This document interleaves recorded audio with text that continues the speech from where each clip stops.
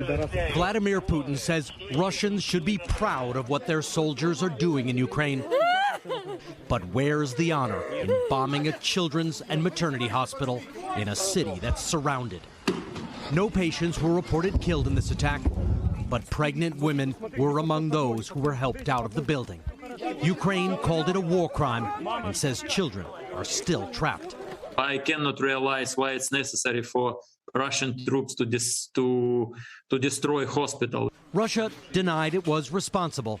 The Russian forces have been cutting off Mariupol for days. The city has run out of basic supplies. We don't have electricity, we don't have anything to eat, we don't have medicine, we have nothing, this woman says.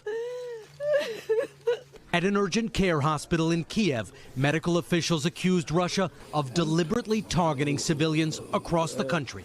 In every room we saw civilians. This man having a bullet removed from his leg. In an adjacent room, a man with a brain injury. He'd been under his bombed home for 2 days before being dug out. How are you in the medical community handling this war? There is a kind of duty. We have to because we are doctors. This family was escaping a suburb north of Kiev. After Russian troops bombed their house, the family hit the road and was quickly stopped by Russian soldiers who waved them on. But as soon as their car started moving, another group of Russian troops sprayed the car with bullets. 16-year-old Katerina was shot in the back. She collapsed unconscious on top of her 8-year-old brother, saving him. I remember that we were driving, and the first thing I saw was my knee that was shot through to the bone.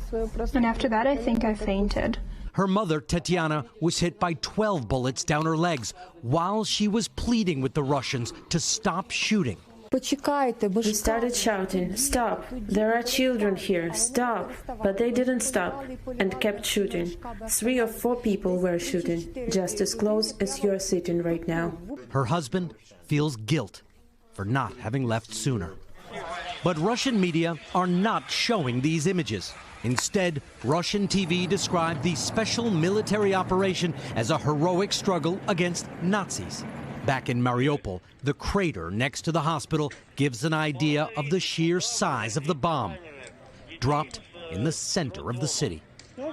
Bodies here are being laid to rest in mass graves, hearkening back to wars Europe thought were consigned to the past.